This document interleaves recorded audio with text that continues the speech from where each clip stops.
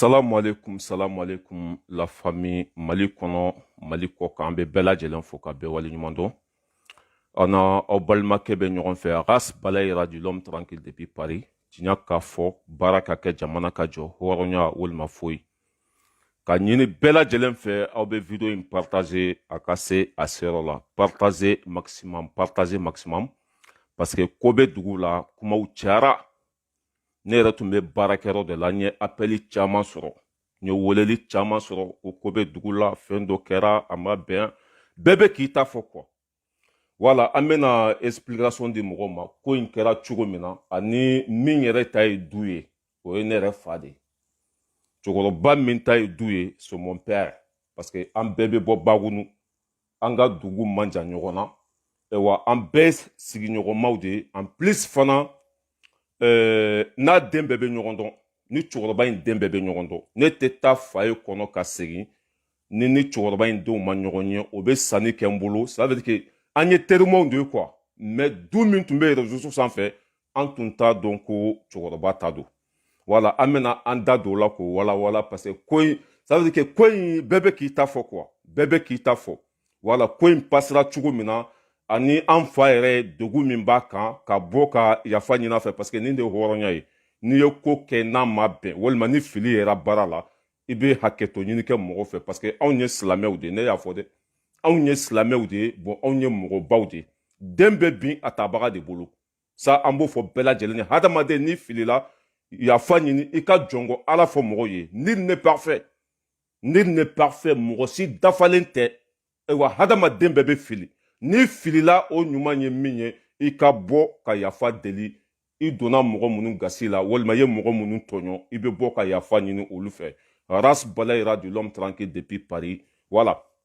Ne balimakɛ, ne balimamuso, kuma cayara, an ye vidéo ye, an ye cɛkɔrɔba yɛrɛ kumakan mɛn, bon bɛɛ lajɛlen bɛ k'i ta fɔ, bon tout à fait normal,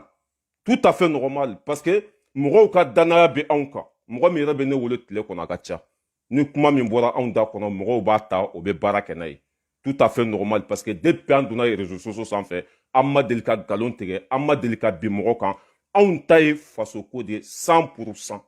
mɔgɔ minnu ye faso ci an bɛ kuma olu de kan, u ka minɛ u ka don kaso la, o de ye anw ka lite ye, an ye hɛrɛ kanu maliden bɛɛ ye, o de ye anw ka kɛlɛ ye. mais ni fili ye an sɔrɔ walima n'an jo tɛ,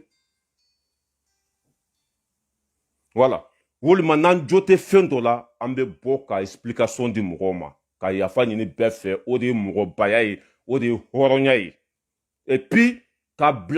fɔ bɛɛ lajɛlen ye anw tɛ foyi k'an kun fɛ, ne tɛ ko foyi kɛ n kun fɛ. Hali ni ne ye video dɔ ye, ni n bɛna bila an ka groupe sanfɛ walima ni n ye video dɔ ye, ni mɔgɔ y'a bila groupe sanfɛ, n b'a tigi ta a ka privé la. Ah, i ye video min bila, a kɛra waati jumɛn, a kɛra heure jumɛn, a dalilu b'i bolo wa walima dalilu t'i bolo wa? parce que hadamaden n'i ye hɔrɔn ye, n'i ye silamɛ ye, i kuma fɔ cogo ani ka ko kɛta i b'o dɔn quoi. Kana bin mɔgɔ kan, kana mɔgɔ tɔɲɔ. K'a fɔ ko Bube bɛ kaso la, i y'a faamuya b'a la, ka nkalon wɛrɛ ta ka da kan walima ko wɛrɛ, o si tɛ.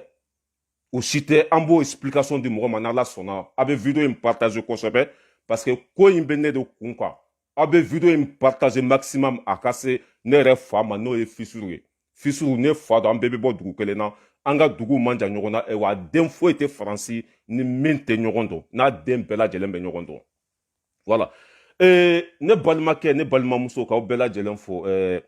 Comment s'appelle Saran Diallo, n ka foli beleba b'i ye, mɔgɔ fɛn fɛn bɛ kɛnɛ kɔnɔ k'aw bɛɛ lajɛlen fo, an n'aw balimakɛ don Ras Balayira du l'homme tranquille depuis Paris. mɔgɔ fɛn fɛn bɛ kɛnɛ kɔnɔ, an kanubagaw olu bɛ ka weleli kɛ, dɔw kɔnɔna fililen don, dɔw fana tu as vu quoi, bɛɛ kɔni kɔnɔna fililen don parce que tu as vu, voilà, an bɛ bɔ ka explication di an kanubagaw ma ani cɛkɔrɔba, an bɛ yafa ɲini k'ale fana fɛ. voilà. Ne balimaw, ni ma fili, n ye video in n y'a dilan kunu de walima bi, ni ma fili kɔni,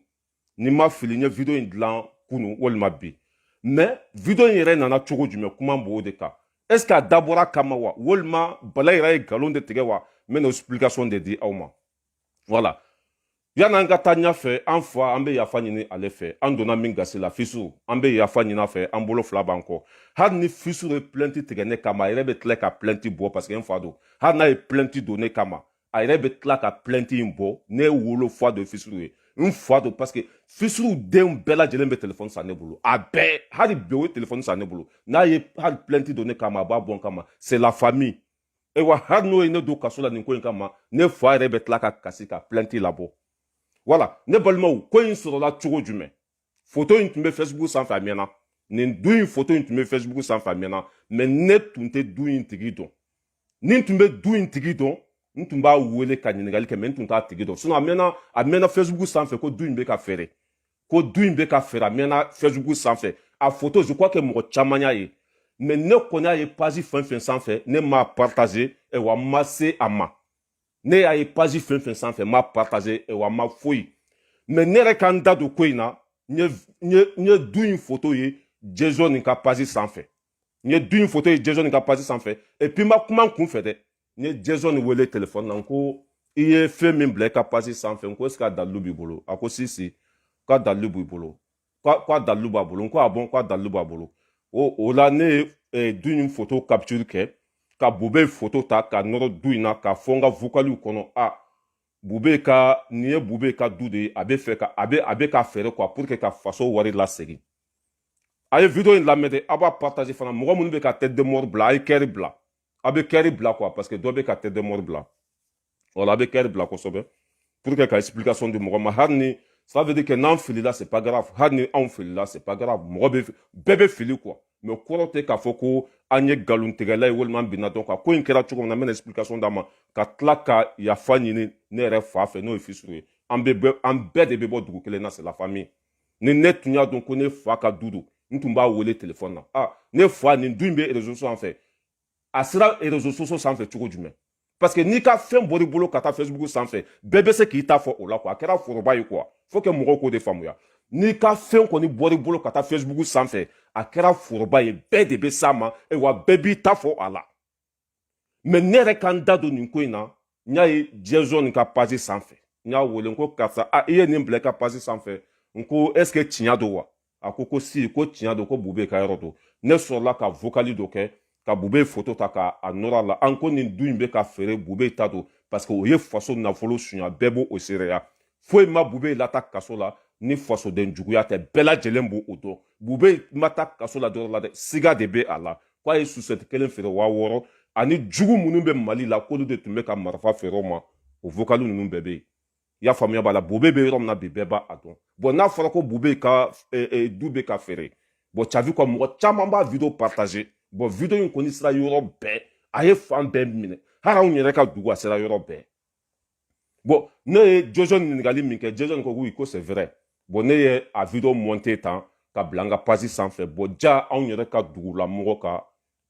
bâtiment do quoi anw yɛrɛ ka dugulamɔgɔ o de ka so don bon video partagera kumaw cayara a sera cɛkɔrɔba yɛrɛ ma bon cɛkɔrɔba siranna parce que ni kuma min bɔra anw da kɔnɔ mɔgɔw b'a ta seereya la ni kuma min bɔra anw da kɔnɔ ça veut dire que mɔgɔw bɛ da la quoi i y'a faamuya b'a la bon cɛkɔrɔba siranna bon a paniquera i y'a faamuya b'a la u taara Kasum ta po ka du ci cogo min na bon ale bolo ni du in kɛra Bube ta ye mɔgɔw bɛ se ka taa ka so jɛni walima mɔgɔw b'a ka so ci quoi or que zone ninnu bɛ cogo min na bi u ka duw bɛ saisi de u ka nafolow bɛ minɛ de o ye tiɲɛni fɛn fɛn kɛ ça veut dire que u b'u ka duw saisi k'u ka nafolow minɛ i y'a faamuya b'a la hali u fa tiɲɛ Kasonkɛ bɔra k'a bɛɛ fɔ sariya minnu taara Mali kɔnɔ mɔgɔ ne faso nafolo suɲɛ hali n'a wari jɛlen ma sɔrɔ i bolo n'i fa ka du bɛ yen a bɛ fɛɛrɛ ka don a da fɛ hali ni fa ka du bɛ yen a bɛ fɛɛrɛ ka don a da fɛ bon cɛkɔrɔba paniquera ale bolo fɛn min ɲɔgɔn kɛra Kasum tapo la bon o kana taa ale sɔrɔ c'est pour ça que médiaw sera a ma ani mɔgɔ caman wulila ka se a ma ani cɛ min yɛrɛ filɛ cɛ min tun bɛ ka cɛkɔrɔba ɲininka o ye Bube ka mɔgɔ de o ye Bube ka mɔgɔ de bon olu bɛɛ diminen don anw kɔrɔ parce que anw de bɛ ka zon kɛlɛ min taara Bube ɲininka o ye cɛkɔrɔba min taara cɛkɔrɔba ɲininka o ye Bube ka mɔgɔ de bon olu bɛɛ diminen don anw kɔrɔ parce que anw bɛ Bube photo partager ka dɔ fɔ Bube ma olu de ye faso ci olu de ye Mali faga tu as vu quoi bon ale fɔlɔ de wulila n t'a cɛ yɛrɛ tɔgɔ dɔn fo Basanzoni tun b'a la n t'a tɔgɔ dɔn Basanzoni tun b'a la a taara cɛ ɲininka cɛkɔrɔba ko wa ko ale ka du don ko a yera page min sanfɛ ko Balayira ta don ale ni Balayira bɛ bɔ dugu kelen na an man jan ɲɔgɔn na bon a ye nkalon d'a la a y'a kɛ tan wa a ye ale fɛngɛ bon a ye kuma caman fɔ quoi mais cɛkɔrɔba don a jo don parce que ni nin ko sugu ninnu kɛra Mali kɔnɔ bɛɛ diminen don bɛɛ tɔɔrɔlen don bon cɛkɔrɔba fɛngɛna o yɔrɔ de la quoi pour que o kana taa ka du ci o kana taa binya ka walima kungo kana sɔrɔ c'est pour cela qu'a bɔra ka explication di mɔgɔw ma voilà bon ne n'a bɛɛ famille de ye an bɛɛ bɛ bɔ dugu kelen na n'a denw bɛ tile ɲɔgɔn kan an bɛ thé min ɲɔgɔn kan o bɛ téléphone san bolo c'est la famille ni ne tun y'a dɔn ko nin ta don n'a den bɛ ɲɔgɔn kan a den yɛrɛ de bɔra k'a ka numéro di yan a den bɔra ka cɛkɔrɔba ka numéro di yan n y'a wele an ko cɛkɔrɔba ko ne tun t'a dɔn e ta don ni n tun y'a dɔn e ka du don walayi n tun t'a bila Facebook sanfɛ ni cɛkɔrɔba yɛrɛ kumana a y'a faamuya a ko n ka bɔ ka video kɛ ka explication di mɔgɔw ma wala n bɔra ka video kɛ cɛkɔrɔba an jo t'a la bi an jo t'a la sini i y'a faamuya b'a la den bɛ bin a tabaga de bolo hadamaden ni filila sɔn i ka fili ma o de ye mɔgɔbaya ye n'i ye ko kɛ ni ko min ma ɲa bɔ i ka yafa deli mɔgɔw fɛ k'a fɔ an fa ye ko an filila de dabɔn kama tɛ parce que mɔgɔ minnu filɛ kaso la hali jɛkafɔ sanfɛ arajo jɛkafɔ olu y'a fɔ u ka émission na ko zon fɛn fɛn minɛna ko bɛ k'u ka du fɛrɛ bi ani fana dɔw bɛ ka t'u ka wari sara bon an tun bolo ko o du sugu ninnu don an y'a partager en même temps mais ja a taara kɛ ne yɛrɛ fa ka du de ne yɛrɛ fa a taara kɛ o ka du de i y'a faamuya b'a la bɔn kumaw cayara foyi t'a kɔfɛ k'a fɔ bɛɛ lajɛlen ye bɛɛ k'i hakili sigi foyi tɛ yen hali ni nin cɛkɔrɔba ye ne don kaso la a bɛ tila k'an labɔ walima hali n'a ye plainte tigɛ ne kama a yɛrɛ bɛ tila ka plainte labɔ parce que a den de ye ne ye a denw o ni ne tɛgɛ bɛ ɲɔgɔn bolo su ni tile o bɛ sanni kɛ n bolo o bɛ fɛn bɛɛ kɛ n bolo mais fili bɛ mɔgɔninfin sɔrɔ hali ni nin ma kɛ bube ka du ye bube ye fɛn kunu min ka bon ni nin du ye hali ni nin ma kɛ bube ka du ye bube ye fɛn suɲa i y'a faamuya b'a la min valeur ka bon ni nin dun ye siɲɛ 100 bɛɛ lajɛlen b'o dɔn foyi ma bube lase kaso la ni suɲɛni tɛ bon an tun bolo ko bube de ta don en plus fana information bɔra Mali de la ça veut quoi ni cɛkɔrɔba ka du photo bɔra a bolo bon du feere bɛ sen na sisan zonw ka du bɛ ka feere u ka wariw bɛ ka sɛnsi i y'a faamuya b'a la ko bɛɛ bɛ Mali kɔnɔ bi bon ni mɔgɔ dɔ taara publier ni e ma hakili sɔrɔ n'i bɔra ka kuma ten dɔrɔn bon i bɛ don fili kɔnɔ quoi c'est pour cela que ne tɛ ko foyi de kɛ ni ma ɲaɲini walayi bilayi ne tɛ ko foyi kɛ diɲɛ kɔnɔ ni ma ɲaɲini hali nin ko in k'an da don a la parce que ne ni Jason ka surun c'est comme la famille su ni tile an bɛ kuma an bɛ ɲɔgɔn wele an bɛ barow kɛ ça veut dire que Jason mɔgɔ ɲɛnama don hɔrɔn don ani ne bɛɛ ye kelen ça veut dire que danbe b'an na quoi bon dɔ de fana fɔ Jason ye tu as vu quoi ko bube ka fɛn don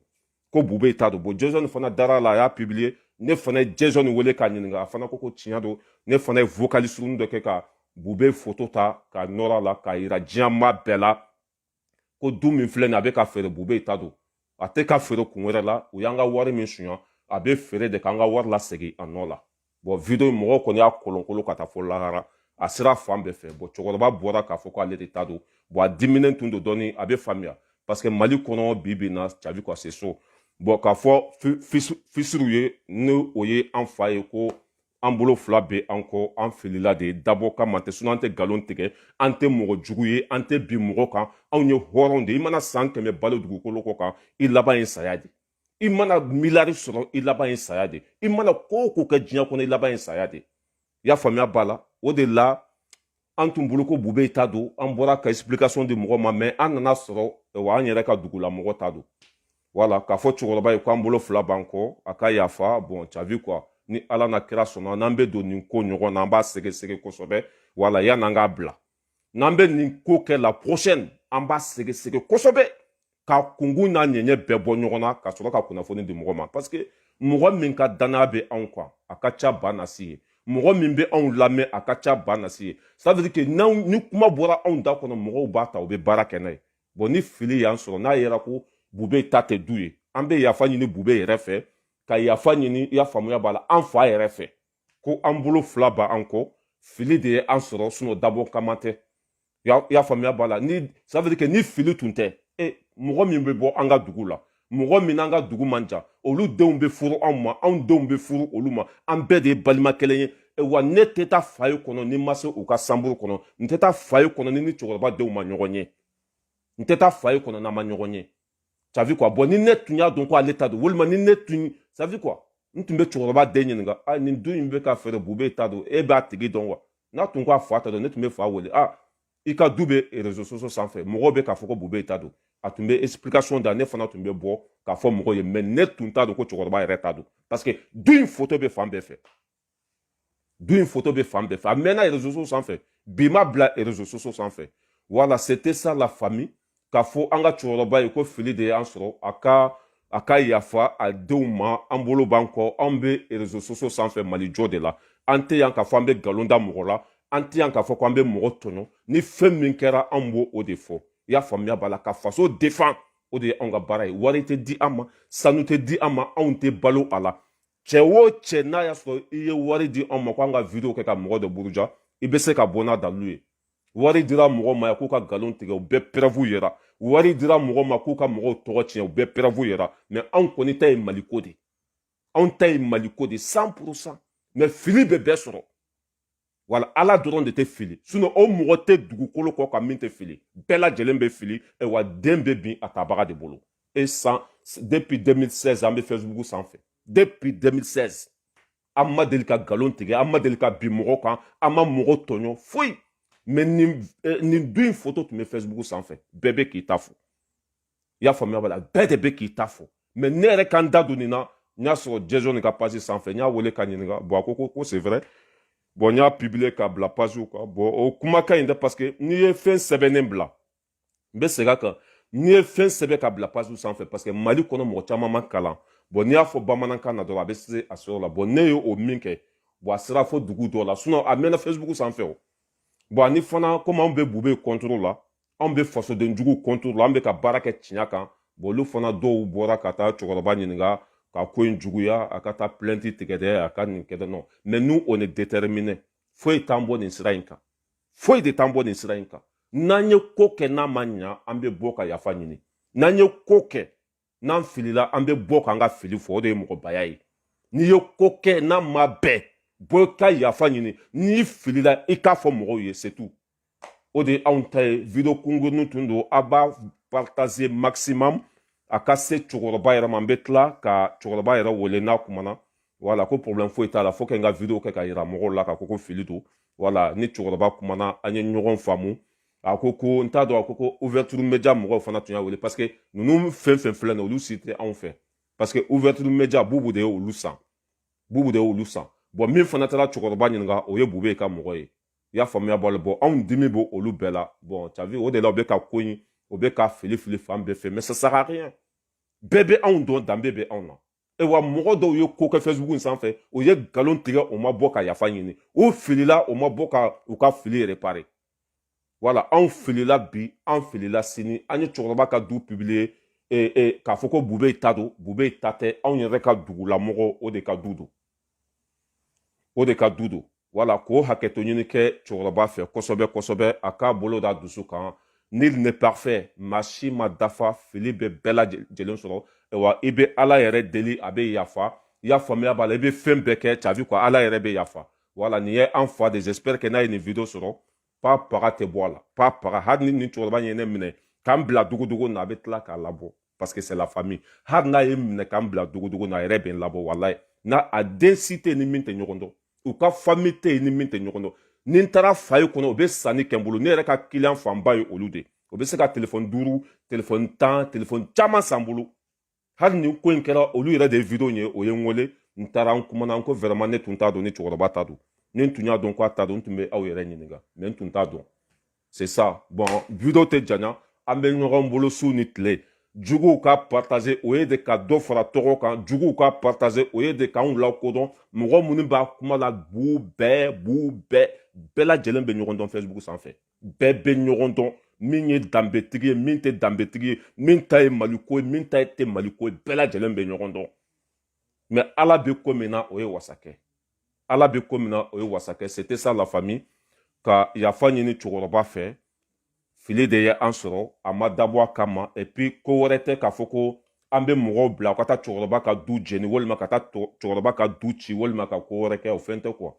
voilà o ŋaniya tɛ an kɔnɔ ka mɔgɔ ka nafolo tiɲɛ walima ka mɔgɔ ka fɛn sabute ten non e wa du bɛ bube bolo a valeur ka bon ni nin ye bube ye wari suɲa a valeur ka bon ni ye bube tun bɛ marifa di terroriste ma ale Bacili de y'a fɔ ko ka maliyɛnw faga ça veut dire que ninnu ye ko kɛ anw na a ka bon hakili ma bon n'an y'a mɛn ko b'u kun kan dɔrɔn an bɛ kunnafoni lateliya de n'anw y'a mɛn ko bɛ bube ninnu kun kan an bɛ kunnafoni bila ka taa joona a ka se a seyɔrɔ la parce que ninnu de ye Mali ci ninnu ka jugu ni Yada Agali ye u ka jugu ni Amadou Goufa ye u ka jugu ni Osama Ben Laden ye ninnu Bube Boubou Cissé IBK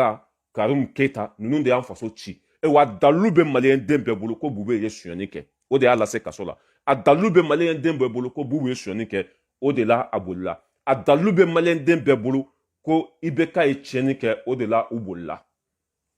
Tu as vu quoi? Anw ni CDR mɔgɔw tɛ kelen ye dɛ anw ni CDR mɔgɔw tɛ kelen ye dɛ CDR mɔgɔw ka ɲɛmɔgɔ a filila yan a ye nkalon tigɛ a ma bɔ ka segin a kɔ dɛ